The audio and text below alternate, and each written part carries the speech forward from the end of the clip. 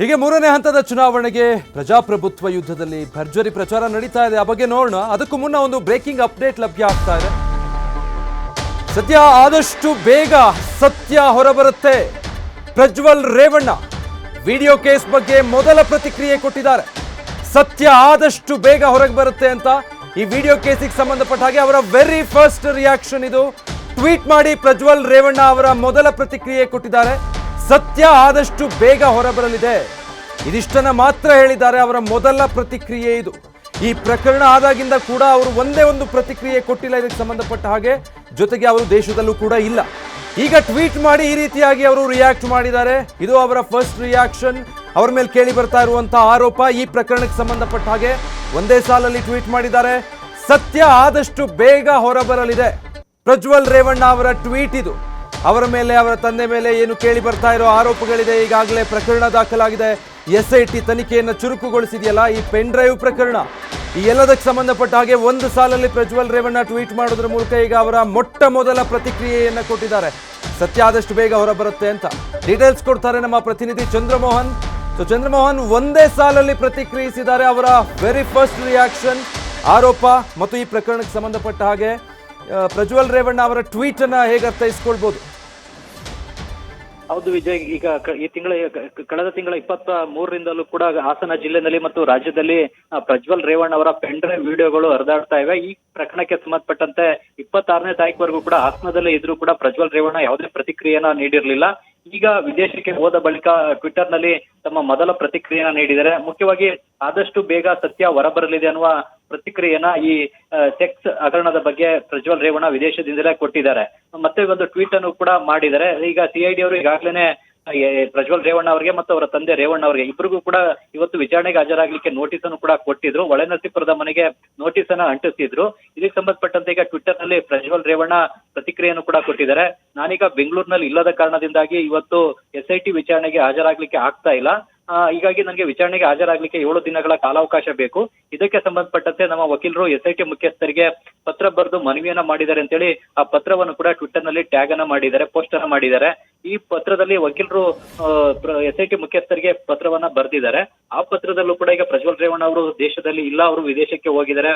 ಈಗ ಹೊರಗಡೆ ಇರೋದ್ರಿಂದಾಗಿ ಅವರಿಗೆ ಇವತ್ತು ವಿಚಾರಣೆಗೆ ಹಾಜರಾಗ್ಲಿಕ್ಕೆ ಸಾಧ್ಯವಾಗ್ತಾ ಇಲ್ಲ. ಹೀಗಾಗಿ CRPC 41 ಅಡಿ ನೀವು ಕೊಟ್ಟಿರುವಂತ ನೋಟಿಸ್ಗೆ ಖುದ್ದಾಗಿ ಹಾಜರಾಗಿ ವಿವರಣೆಯನ್ನ ಕೊಡ್ಲಿಕ್ಕೆ, ನೋಟಿಸ್ಗೆ ಉತ್ತರವನ್ನ ಕೊಡ್ಲಿಕ್ಕೆ 7 ದಿನಗಳ ನಂತರ ಮತ್ತೊಂದು ದಿನಾಂಕವನ್ನ ಕೊಡಿ ಅಂತೇಳಿ ಈಗ ವಕೀಲರು ಕೂಡ SIT ಮುಖ್ಯಸ್ಥರಿಗೆ ಪತ್ರವನ್ನ ಬರೆದು ಮನವಿಯನ್ನ ಮಾಡ್ಕೊಂಡಿದ್ದಾರೆ. ಹಾಗಾಗಿ ಈಗ SIT ವಿಚಾರಣೆಗೆ ಹಾಜರಾಗ್ಲಿಕ್ಕೆ ಪ್ರಜ್ವಲ್ ರೇವಣ್ಣ 7 ದಿನಗಳ ಕಾಲಾವಕಾಶವನ್ನ ಕೇಳಿದ್ದಾರೆ. ಹೀಗಾಗಿ 7 ದಿನಗಳ ಬಳಿಕ ವಿಚಾರಣೆಗೆ ಹಾಜರಾಗ್ಲಿಕ್ಕೆ ಈಗ SIT ಮತ್ತೊಂದು ನೋಟಿಸ್ ಅನ್ನ ಪ್ರಜ್ವಲ್ ರೇವಣ್ಣ ಅವರಿಗೆ ಈಗ ನೀಡಬೇಕಾಗುತ್ತೆ.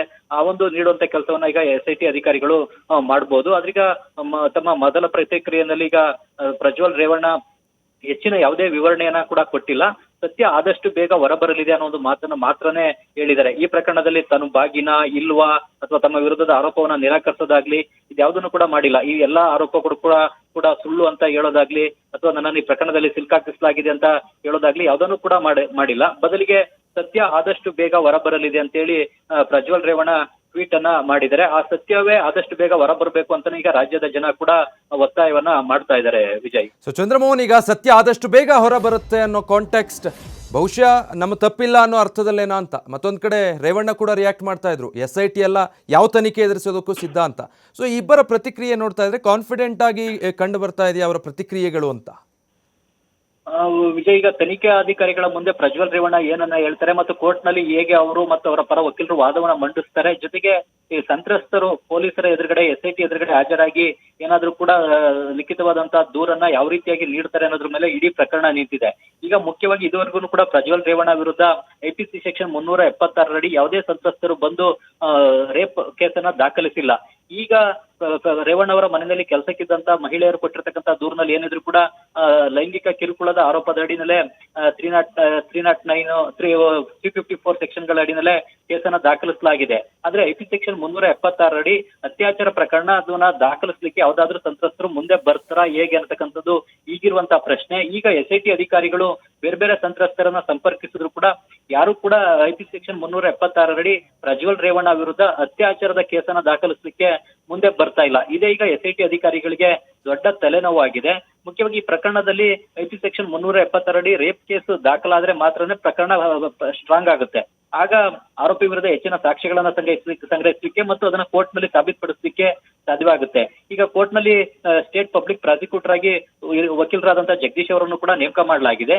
ವಕೀಲರು ವಾದ ಮಾಡ್ಲಿಕ್ಕೂ ಕೂಡ ಸಂತ್ರಸ್ತರು ಸೂಕ್ತವಾದಂತ ಹೇಳಿಕೆಯನ್ನ, ತಮ್ಗಾದಂತ ತೊಂದರೆಯನ್ನ, ತಮ್ಮ ಮೇಲೆ ನಡೆದಂತ ಲೈಂಗಿಕ ದೌರ್ಜನ್ಯ, ಅತ್ಯಾಚಾರವನ್ನೇ ಆಗ್ಲಿ ಅದನ್ನ ಕೋರ್ಟ್ ನಲ್ಲೂ ಕೂಡ ಹೇಳ್ಬೇಕಾಗುತ್ತೆ. ಕೋರ್ಟ್ ನಲ್ಲಿ ಸಾಕ್ಷ್ಯವನ್ನ ನುಡಿಬೇಕಾಗುತ್ತೆ. ಕೋರ್ಟ್ ನ ದೂರ ಇಲ್ಲದೆ ಇದ್ದಂತ ಸಂದರ್ಭದಲ್ಲಿ, ಕೋರ್ಟ್ಗೆ ಯಾವುದೇ ಸಂತ್ರಸ್ತರು ಬರದೇ ಇದ್ದಂತ ಸಂದರ್ಭದಲ್ಲಿ ಈ ಕೇಸ್ಗಳನ್ನ ಸಾಬೀತುಪಡಿಸ್ತಕ್ಕಂಥದ್ದು ವಕೀಲರಿಗೂ ಕೂಡ ಕಷ್ಟ ಆಗುತ್ತೆ. ಹಾಗಾಗಿ ಈಗ SITಗೆ ಇರ್ತಕ್ಕಂತಹ ಮೊದಲ ಚಾಲೆಂಜ್ ಏನಂತ ಅಂದ್ರೆ, ಈ ಪ್ರಜ್ವಲ್ ರೇವಣ್ಣ ಅವರ ಪೆನ್ ಡ್ರೈವ್ ನಲ್ಲಿ ಇರ್ತಕ್ಕಂತಹ ಸಂತ್ರಸ್ತರನ್ನ ಸಂಪರ್ಕವನ್ನ ಮಾಡಬೇಕು ಮತ್ತು ಅವರಿಂದ ದೂರನ್ನ ಪಡಿಬೇಕು. ದೂರನ್ನು ಕೂಡ ಸ್ವಪ್ರೇರಣೆಯಿಂದಲೇ ಸಂತ್ರಸ್ತರು ನೀಡಬೇಕಾಗುತ್ತೆ. ಅವರು ಯಾವ ದೂರನ್ನ, ಏನು ವಿಷಯಗಳ ಆಧಾರದ ಮೇಲೆ ದೂರನ್ನ ಕೊಡ್ತಾರೆ ಅನ್ನೋದು ಕೂಡ ಮುಖ್ಯವಾಗಿ ತಮ್ಮ ಮೇಲೆ ಲೈಂಗಿಕ ದೌರ್ಜನ್ಯವನ್ನ, ಅತ್ಯಾಚಾರವನ್ನ ಪ್ರಜ್ವಲ್ ರೇವಣ್ಣ ನಡೆಸಿದ್ದಾರೆ ಅಂತ ದೂರನ್ನ ಕೊಡ್ತಾರಾ ಅಥವಾ ಬೇರೆ ಇನ್ಯಾವ ದೂರನ್ನ ಕೊಡ್ತಾರೆ ಅನ್ನೋದ್ರ ಮೇಲೆನೆ ಈಗ ಇಡೀ ಪ್ರಕರಣ ನಿಂತಿದೆ. Vijay, okay, thank you Chandramohan. News first ನಿರ್ಭೀತಿಯಿಂದ ನಿಮ್ಮ ಪರವಾಗಿ.